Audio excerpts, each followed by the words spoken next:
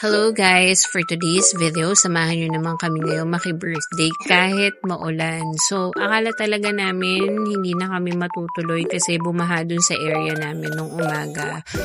But, nang bumaba na yung baha is we decided na tumuloy sa lakad namin today. And sa ngayon, pupunta kami dun sa bahay ng sister ko kasi birthday ng aking brother-in-law. So, we decided na tumuloy kahit na maulan since wala nang baha dun sa labas ng bahay namin.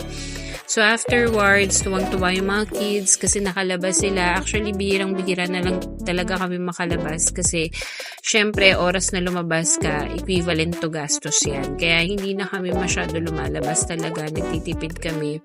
So we are deciding now kung ano yung iririgalo namin sa aking brother-in-law.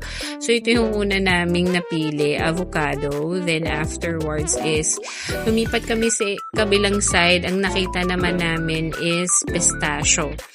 Tapos, nang kinuha na namin to, nakita ko dun sa kabilang side naman is merong 3-in-1 plus 1. So, sabi ko para hindi na tayo mahirapan maghanap ng mga flavors, is yun na lang yung i-avail namin. So, para maraming choices yung mga kids. And also, is bumili ako ng inumin para sa mga bata. Kaso nga lang, sad to say is hindi nakasama yung sister ko kasi nga baha na rin dun sa area nila.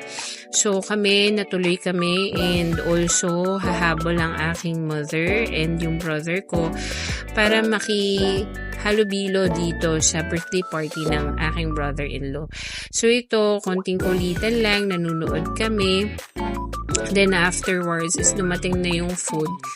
So ito yung pagdating ng pagkain. Actually nakakatawa ngayon nag-deliver nitong pizza kasi ang hinahanap niya is yung nag-take ng order. So sabi namin wala dun sa bahay ng sister ko.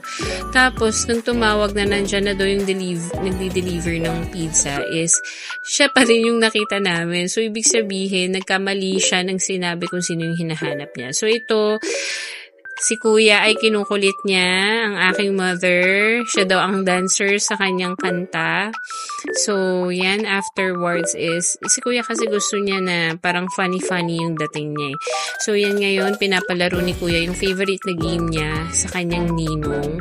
Then, afterwards is, gusto niya talaga mag-drawing. Wala naman dong paper and pencil sa bahay ng sister ko. So, we decided na gamitin yung parang template nila doon na nag-drawing si kuya. So, magugulat kayo dito sa area na to, maaraw.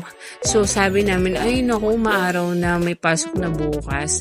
Then, pagdating namin sa Metro Manila, ayan, maulan na ulit. So, yun lang.